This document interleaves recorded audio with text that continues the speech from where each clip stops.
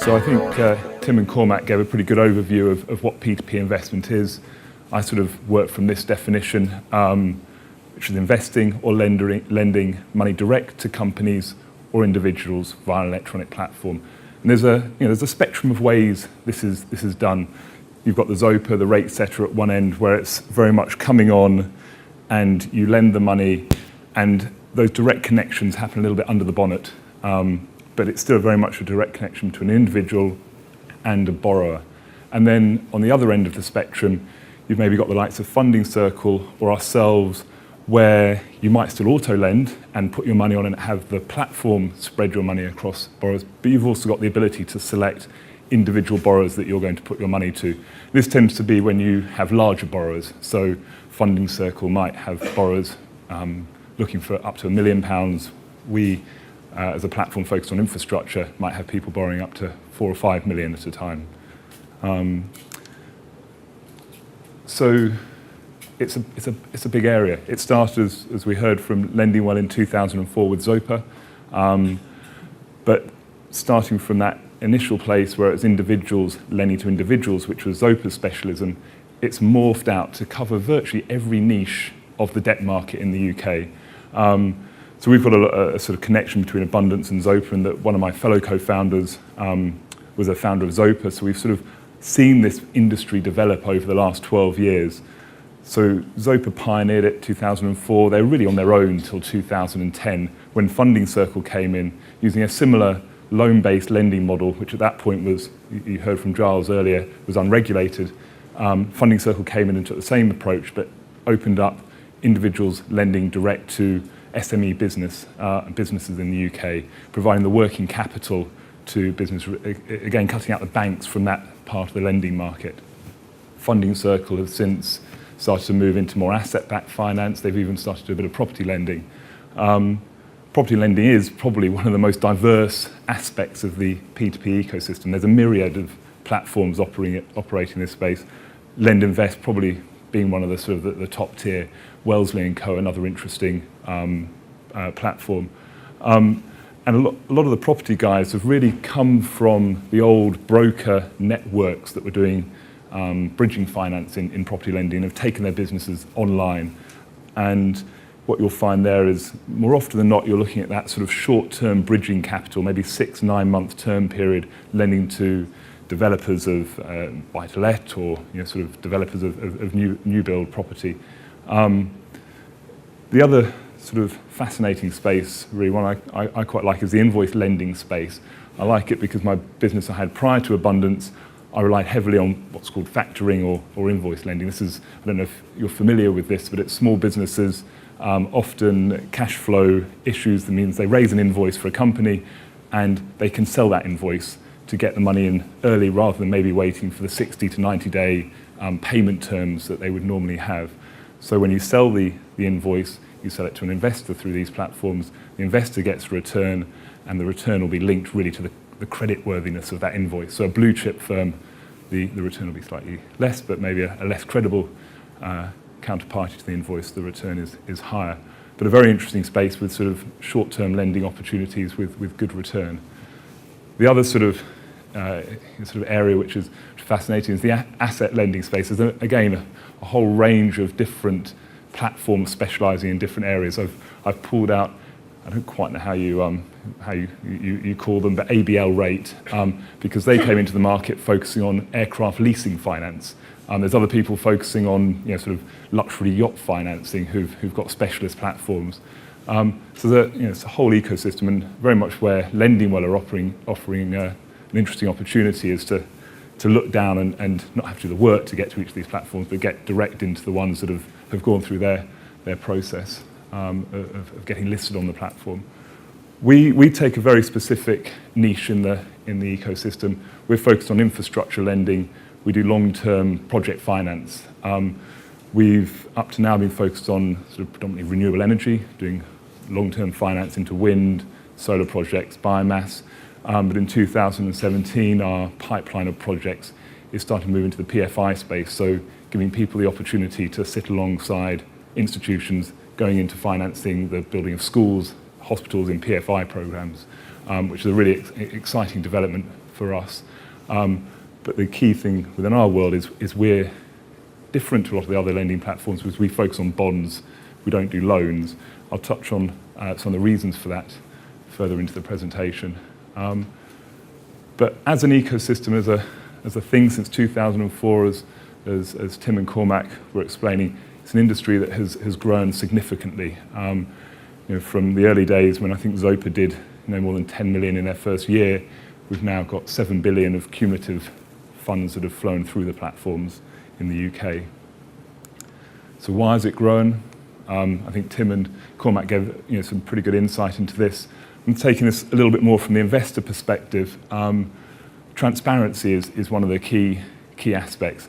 It's transparency over where your money is going, that control you feel when you know that your money has gone direct to maybe individuals in the UK who are borrowing it. Maybe it's a business that you can see sort of in your area or in a city in our country. But there's also a transparency over fees.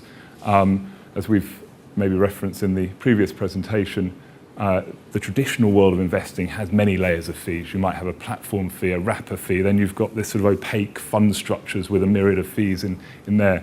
But on a peer-to-peer platform, because you've got that very direct relationship between yourself and the entity borrowing the money, there is only one layer, and that is one set of fees.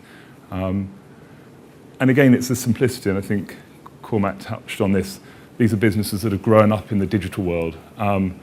So we've built our businesses from the investor's perspective from the start.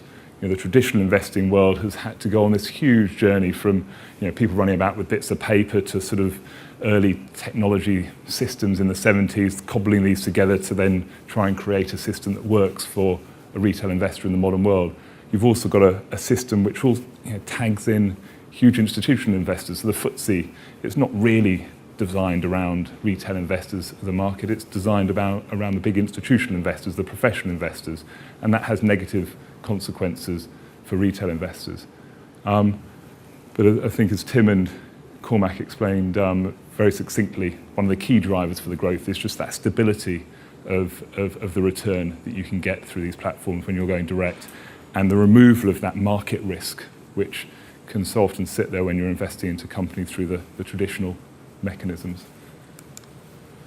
And also, again, as been touched on, due to that support that the government has given it, and I think Cormac explained, post-2008, the government were very focused on how they can create a more diverse lending market or debt market in the UK. I think it was 85% of the money or the debt that was going into the UK economy post-2007, 2008 was coming from the banks.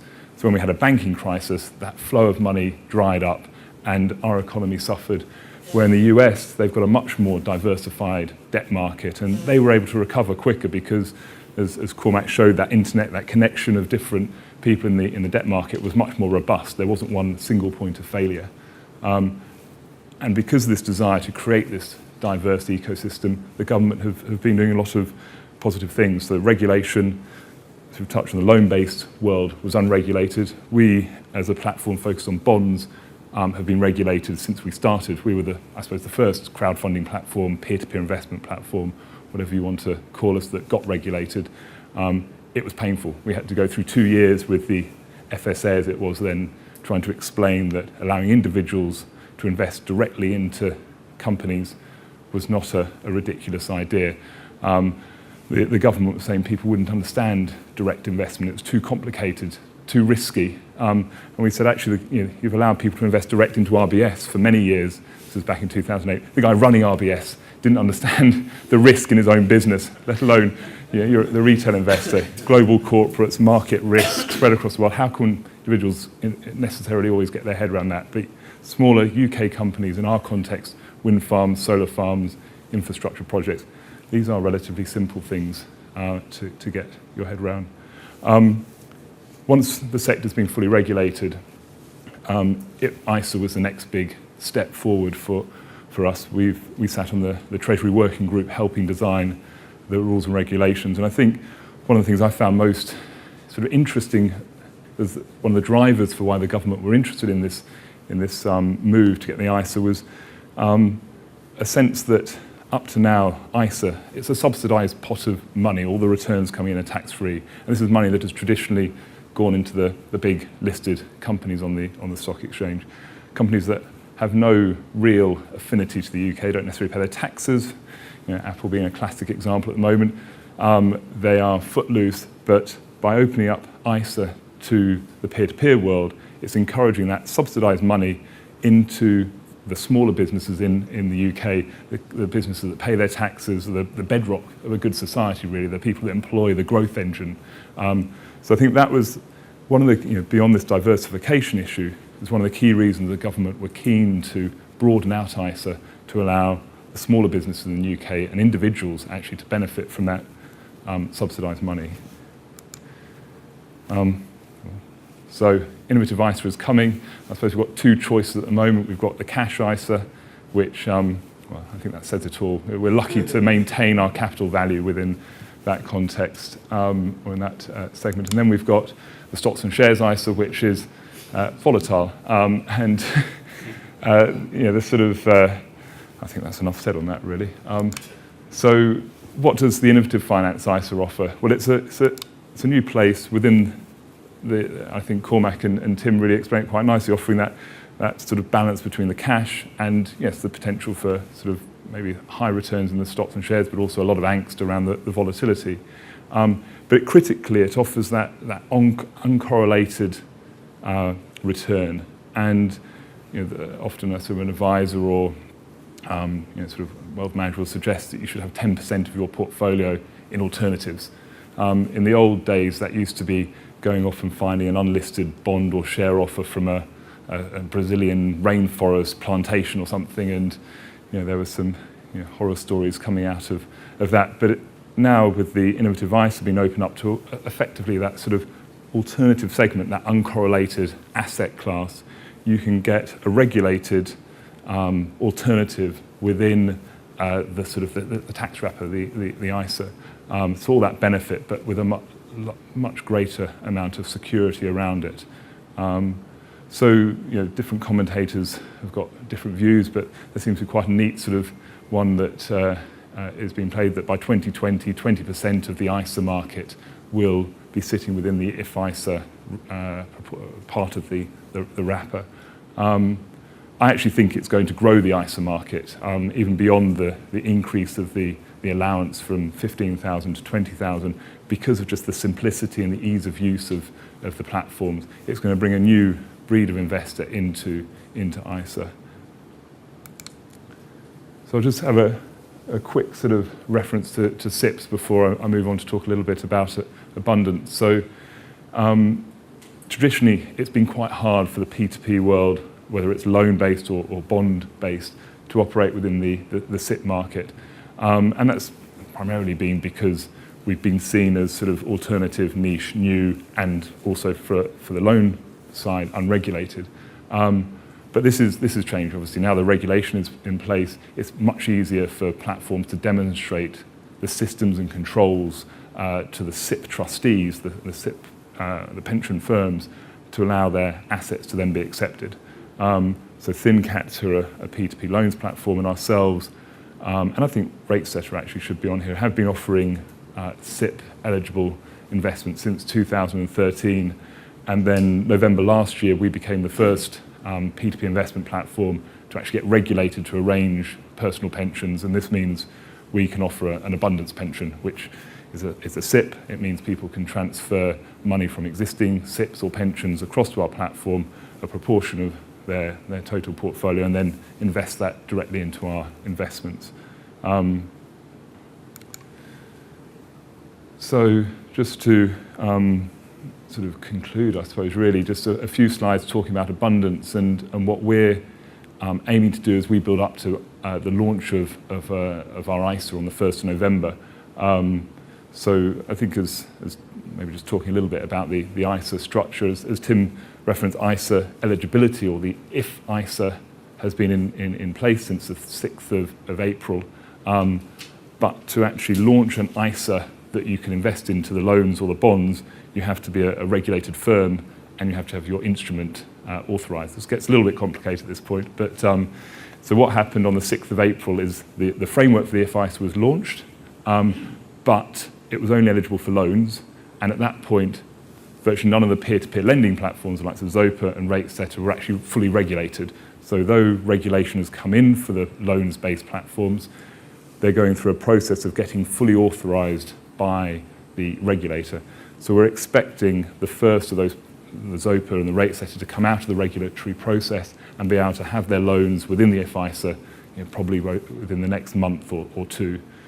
We, on the other hand, we focus on bonds, so we've been regulated, so we can launch an ISA, but our bonds are not eligible to the 1st of November. So we've had people coming on to our ISA depositing cash. We give a 2% rate on the cash while it's sitting on the platform, and from the 1st of November, our investments will then be ISA eligible, and people will be using that cash to buy the investments. So it's a little bit of a backdrop, but we're now building up to that launch date on the 1st of November. Abundance of the platform, we're absolutely focused on infrastructure. What we do is we work with companies. There might be a wind farm, it might be, in 2017, a school held within a project SPV. We structure a long-term bond. Our due diligence process, slightly different to the process that maybe a lending platform does, is quite extensive because we have to write an offer document for the bond. So we've got a 3-month process led by a team of people in our office. We put together the offer document, we list it on our platform and distribute it down to our community of investors. We'll tend to have 1 or 2 of these bonds live at any one point in time. And because we're selective, we've got a fantastic track record. We've had no losses to date. We've been hitting exactly the return that we said we were going to hit. It's actually a 3.5-year track record now we've built up. The reason we focused on bonds, and the reason we didn't start with a loan-based platform but went straight to bonds, is for a number of reasons. One, bonds are covered by the Financial Services Compensation Scheme, where loans aren't. And though that doesn't mean your capital is guaranteed, like it would be in a bank account, what it does mean is if we make a mistake and we say this is going to offer 7%, but we fail to read a contract when we're writing the documentation, we can be held liable and we can be forced to give compensation, or the FSCS step in.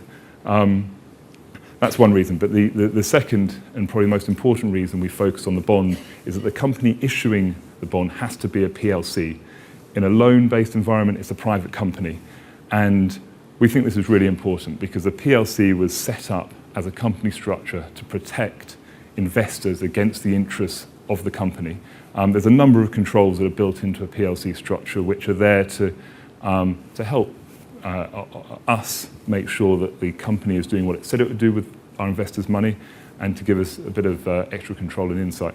One of the key things is audited annual accounts. So each of our borrowers will have audited accounts which we'll be checking to make sure that the company does what they say it would do. We don't just check accounts on our side, so we don't just arrange investments. There's a whole series of things we do to manage our borrowers over the time of the investment. So we've got key KPI that come in on a monthly basis. We check their 6 monthly accounts. We then check those against the audited accounts. We check that in the context of, say, a wind farm, that they've got the various insurances in place and they keep them in place, insurance to cover for storm damage to the turbine or so forth. So there's a lot we do within that to make sure that we maintain our track record of returning the money that we forecast to investors. We do 2 types of debenture: short-term construction, which then we refinance on the platform into a longer-term project finance bond, which is really designed to just give stable, long-term income for our investors. The returns range on the long-term instruments from 6% up to about 8.5% IRR, and I'll go into a little bit of that in time. But key question when we're talking about a long-term bond, these could be 15, 20 years in length. So we operate a secondary market on the platform to ensure that people can trade in and out if circumstances change. It works effectively like eBay. The seller puts the sell offer up and the buyers come in and bid. And to date, the average sale time, you can see the stats I pulled off the site recently, 10 days is the average sale time. That's from posting the sell offer to having money in the bank. and the average price is 5.9% above the capital value of the trade. So market is working well, and I'll talk a little bit about why that premium comes into play, and it's the way we structure our bonds is there to support the secondary sale, because we know that if you're buying a long-term instrument, you need that comfort that you will be able to trade out if circumstances change. So it's a bunch of numbers. I know this is it's the very end of a long day, so I'll try and just draw out the key bits. But this is a profile of the cash being returned from a typical bond on our platform, offering a 7% IRR return. So we do straight line amortization across the 20-year with a fixed amount of investment income each year. We do 2 payments a year, so that capital repayment and investment income would be split over two payments. Bit to draw out is the interest rate increases each year because you're getting the same amount of income back on a reducing amount of capital that is left in the project. So your capital comes back, so you can redeploy it, take it out as, to do whatever you want to do with it. But as you go down, the interest rate increases quite significantly towards the end. And we do that because we understand that you're investing for 20 years. There might be changes in interest rate over that period. So you want to have some comfort that it's always going to be doing something attractive. And also, it supports the secondary sale of the debenture further down the line, because this capital that is outstanding in the project becomes increasingly valuable. And it's also why on the bulletin board, our secondary market, you've got that 5.9% uplift on the price of the capital when it's being traded, because people recognise that you're buying something that is increasingly or growing in value.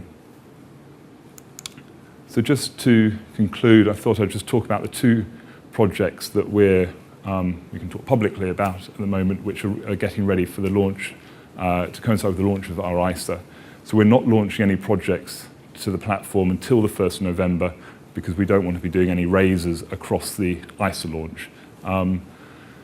We've got a bunch of clients who've been building up cash in their ISA pot awaiting this day. So the first one is a solar farm on it. It's an atrocious photo really for a solar farm. It's a miserable grey day. This project we're launching in November is a solar park with Swindon Borough Council. This park here is the first project we funded with Swindon Borough Council. So Swindon Borough Council developed their own renewable energy. They developed a solar park. They own the solar park, and then they lend money themselves to the park, and we raise a bond for them to part finance it. So this bond will be about 2 million in total, and it will sit alongside 2 million from the council, and they'll have the equity in the project. And it will pay out an estimated 6% IRR.